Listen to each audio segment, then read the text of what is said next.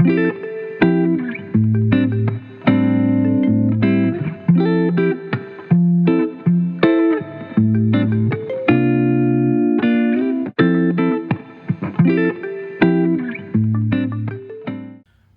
so y'all were going to tell me that I completely forgot the second half of the video, which was supposed to be a holiday recap.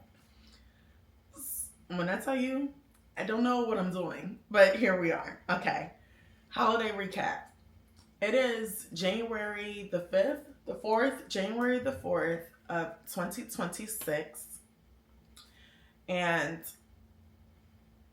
this has been a very challenging season and unexpected, which is how most challenges occur.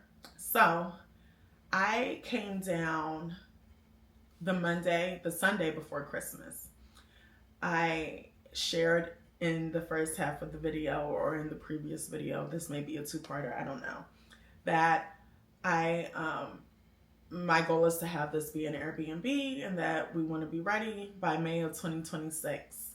In Charleston, getting a short-term rental permit is arduous. It is a difficult process. It is not easy. You do have to go through a number of hoops. And I have started that process, and I submitted my application for a permit in mid-December. Once you submit that application, you are on the clock as far as getting everything ready, buttoned up, done, so that when they come out for the inspection, they can just sign off and you're ready to go. You do not want to have problems. You do not want them to point out anything that you have to go back and fix. It's more time, it's additional money for every visit that they come out to do. And so it's important that you have your stuff together once you submit your permit. So I submitted my permit mid-December, came down here to do all the final touches, right? So I get down here Sunday, made great progress on Sunday, literally hit the ground running. I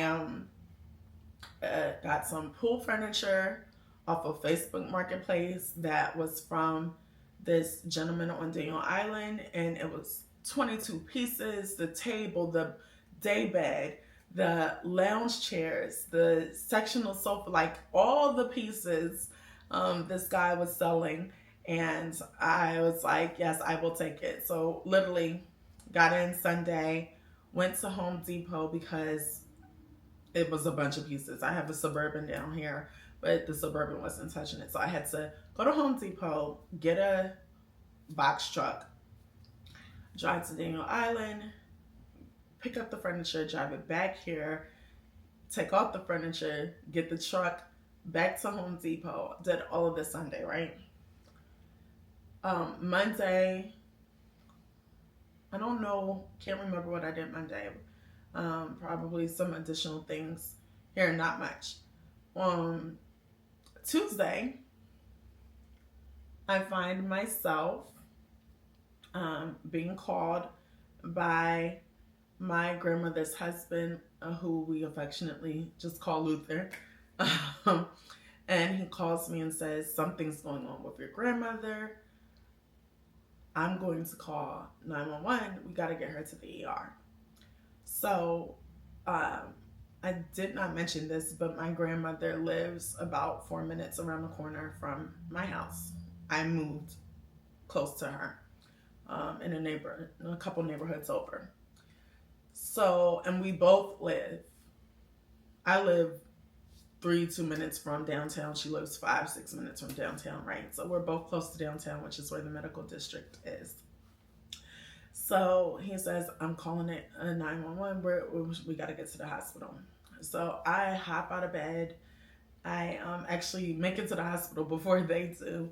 And I walk into her room in the emergency department and immediately knew something was wrong. When I came in on Sunday, she had mentioned to me that she had a headache and it had been bothering her since Saturday, the day before. And I said, okay. I knew she had just had cataract surgery. in October and in June, went on each eye.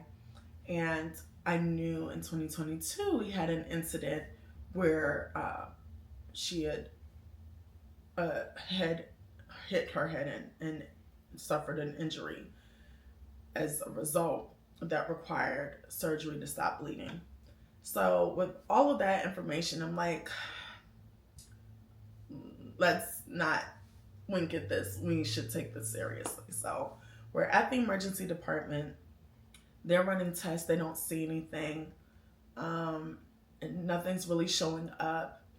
And as they're running tests, I'm just looking at her and I'm noticing that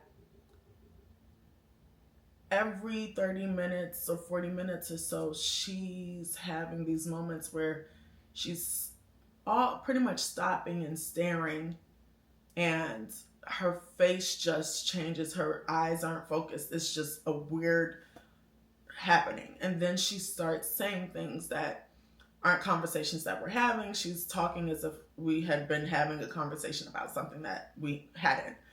And I'm like, whoa, what is going on here? Something's going on. So I mentioned it to the doctor, the on-call doc in the emergency department. He's like, okay, I got it. They admit her that night or the next morning. At this point, it's all running together. Next morning, she gets admitted because they found high levels of troponin, which is a heart damage enzyme. So they sent her to the cardiac floor. My grandmother is a vegan. She is a business owner. She owns several properties in South Carolina, and she is more energetic and stronger than me. Okay, like I get busy, I get moving. At this point, I'm like a full-on contractor at this point, but she does not play. Very active, and so for them to say something's going on with her heart did not make sense to me. It just didn't add up. So I'm like, okay, but the numbers did not lie. Like, what they were saying was so alarming. It was so off the charts. And this was the only thing that was out of the ordinary. So we're on the cardiac floor. They're focusing on his heart, but they're not seeing anything else that would suggest heart issues, organ issues. Like, it just didn't make sense. There was no blockage. There was nothing. So I am in the room, in the hospital room, as they're continuing to run tests. And I keep seeing these spells of blank confusion. And I'm just like, am I the only one seeing this? Somebody needs to, I see something happening. I don't know how to explain what this is, but something's going on. So the doctors make their rounds. The team on the cardiac floor are amazing. They just are. They were such a blessing. They were very attentive. And so shout out to them, the cardiac team at MUSC and Ashley River Towers. Amazing. They're doing their rounds and they're focusing on this heart thing. And I'm like, it doesn't make sense. And I'm explaining to them who she is. And why this does not make sense. But I'm asking them, could it be her vegan diet? Is her vegan diet causing this? Does she not have a certain level of something she should have that she should be supplementing as a result? Like, anything, trying to make sense out of this. But then I also started mentioning to them what I had been seeing. So they started looking out for these spells and decided to hook her up to a monitor. Can't think of it, don't want to think of it, been blocking these things out of my mind, right? But anyway, it's these nodes that are all over her head, and they're tracking her brain waves, right? They're at this point thinking there could be some seizure activity.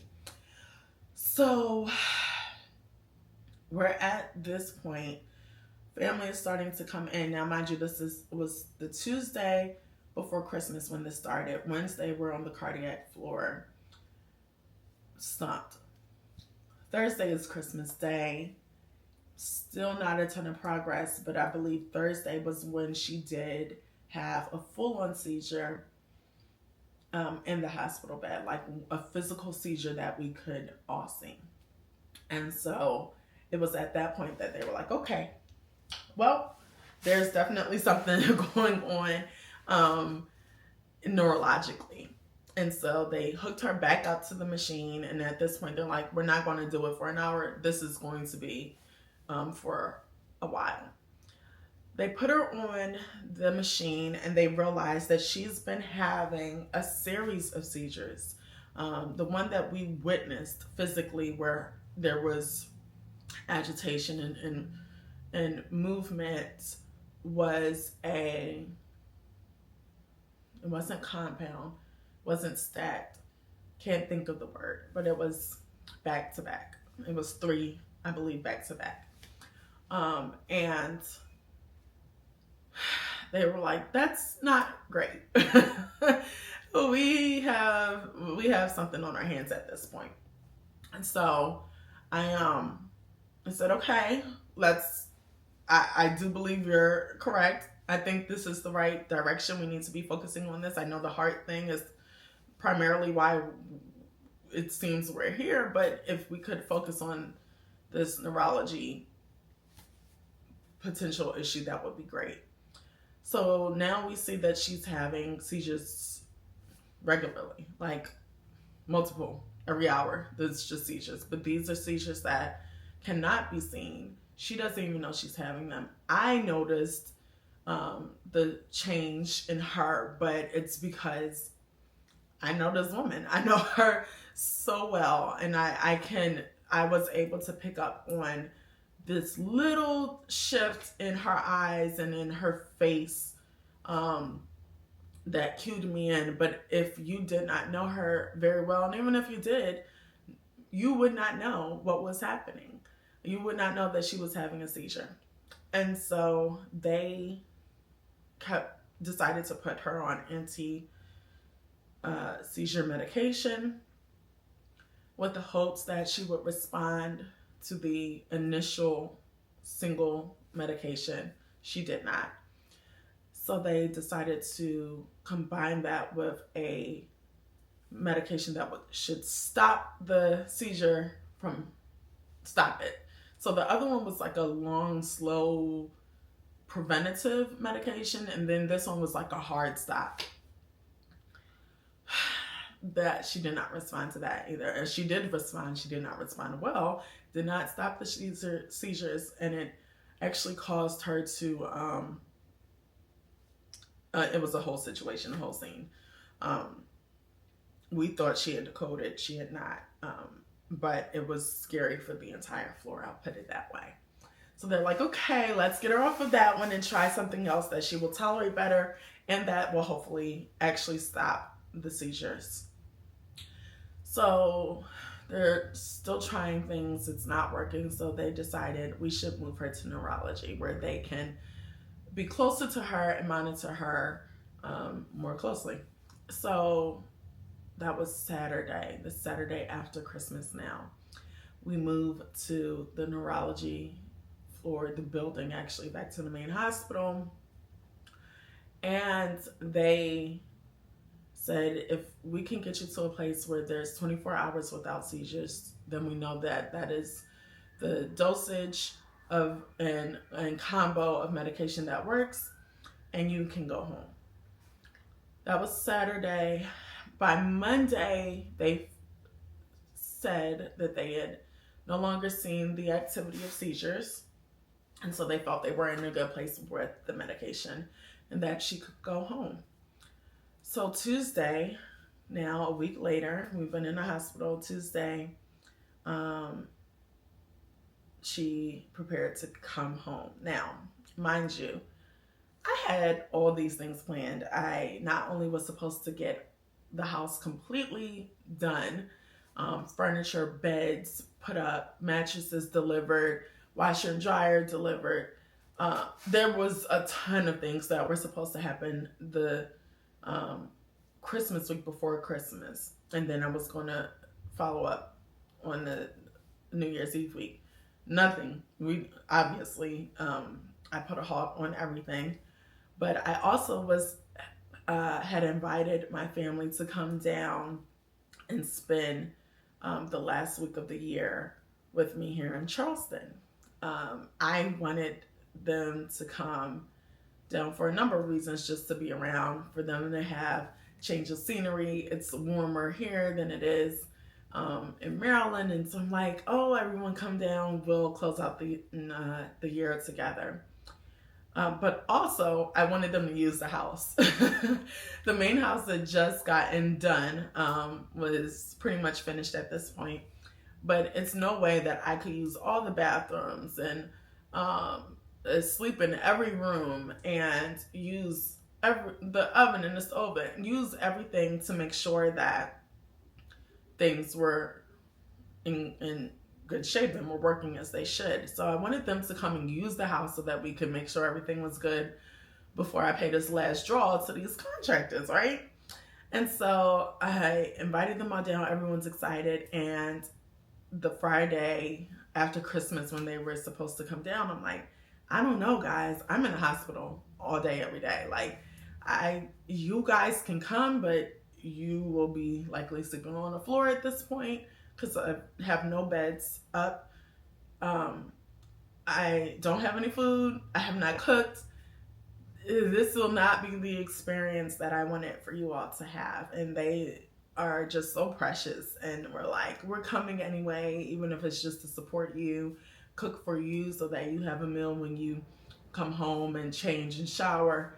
And I am just, they're just so precious to me that they could have stayed home and just slept or relaxed, but they were still willing to drive and fly here to be with me during this time. So they came. They made it Saturday night. So Sunday, they're here and just chilling. We're watching the Eagles game together. The Eagles win barely. It was stressful, but we were all together and it was good. And then Monday was when at the hospital they said, okay, we don't see any seizure activity, so she should be ready to go home tomorrow. So I have family in town. Grandma's being released from the hospital, discharged from the hospital. And so it is now Tuesday and she's home. And I'm like, okay, this is different. My family has to leave Wednesday, New Year's Eve. They drove back, and I am now, again, kind of, I'm not going to say by myself because I have such great support here in Charleston as well. But I'm like, all right, Grandma's home, but things are different. Now that she has this condition of epilepsy, or some version of epilepsy, that they say she'll have for the rest of her life, that impacts your ability to drive, that impacts how you navigate your home, just all the things. And so at this point, I have been cooking every day food for them in the hospital. Every time I came to the hospital, I would bring food. But now I'm like, okay, I still gotta continue bringing food. She can't even walk at this point. She can physically walk, but her balance, her perception of where her feet are is all off. It's just different. So I spent some good quality time with her, and I decided that I would make her an old school Hoppin' John's New Year's meal. So typically we would, on Wednesday night, New Year's Eve, go to church for watch night service. We would have communion, bringing in the new year, and then on Sunday we would, as a family, have Hoppin' John's. I do this every year, no matter where I am. My family in Maryland does it, South Carolina, Philly, wherever we were living at the time, we always did this tradition. And so I was going to do that same tradition here at my church here in Charleston, but obviously we couldn't. So the church was great. They sent the little communion packets to the house so that we could partake virtually while watching the service. And so we did that, and that was special. And then on New Year's, I just cooked. My grandmother is vegan, as I've mentioned, and so I had to cook a lot because I am not vegan. Probably should be, but I am not vegan. So that meant her rice had to be made separately. We had, when my family was down, we had brunch a few times, and we had beef bacon, which we don't usually eat beef either. But the beef bacon from Costco, fun fact, actually had lower sodium than the turkey bacon.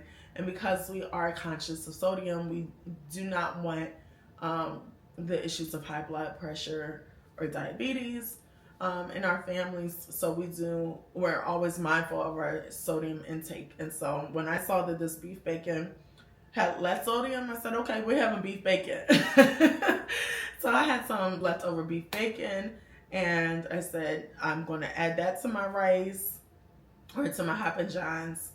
And so I did that. So, of course, she had to have a separate rice. And then what else did I make?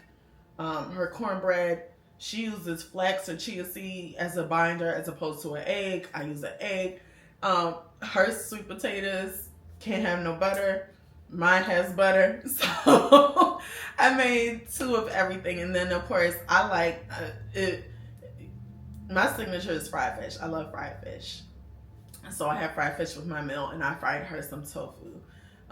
And so I made a lot of food. The greens were vegan. I don't put meat in my vegetables, but brought over a big pan of Hop and Johns, greens, sweet potatoes, cornbread, tofu, all the things, and we spent New Year's Day together having our Hop and John meal, and it was so special. I was delighted that I was able to do that, have this time with her. I felt privileged and blessed that I do live in such close proximity to her, that when I'm down here, I'm able to access her easily. So that was New Year's. I also was able to go to a store here in Charleston called Sachet. I am I don't even know what to call it. I can't call it sober because I never was unsober. So, but I don't drink, whatever the word is for that, right? I don't partake in alcohol. On occasion, if it's like a wedding or a toast or something, I'll have some champagne. But as a rule, I don't drink. But I love to host, and so I am very much into pretty looking drinks, and I want to partake in that way, in that experience with friends and family wherever I am. And so began getting very curious about non-alcoholic wines. And so I found out that there's actually a boutique here in Charleston called Sachet that specializes in dealcoholized wine, or non-alcoholic wine. And so I went there and I got a couple bottles of their sparkling champagnes and things so that I could toast and bring in the new year in style, but without the alcohol. And it was very good, very crisp. It was lovely. And so I'm looking forward to trying out some more of their products as I make cute little cocktails, non-alcoholic cocktails here at Carolina's Porch. So that's something I'm looking forward to as well. And I got to use this new stemware. It was a gift a couple years ago from a lovely friend, Mariko of Cocoa Bee Productions, sent me this beautiful stemware by Elle. And I had not been able to use it. She gave it to me Christmas of 2023, and I was unable to use it. 24 was construction, 25 was construction. And finally, for New Year's, I was able to break out the stemware champagne flutes, and have this non-alcoholic wine, have my Hoppin' Johns. It was beautiful. It was a great ending to a very dramatic and traumatic Christmas and New Year's week. Um, so that is where we are. I was also supposed to start this channel, Carolina's Porch, on Christmas Day. And as a result of all the things, I actually started it, posted my first video on New Year's Day. But it all works out. I'm just grateful that Grandma is recovering. She is acclimating to this new normal. And our prayers continue for miracle, for healing, for um, a complete recovery. But in the meantime, we're just grateful to have each other. And so that was the holiday recap. We are now in the new year. I am so excited of all the things that I have planned. And I'm hopeful that I will have the stamina and the discernment to navigate anything that is outside of my plan. Because what I now know is that we can plan all we want. We better be ready to shift and be ready to pivot. So here we are. Happy New Year. And I look forward to continuing the journey with you. Bye.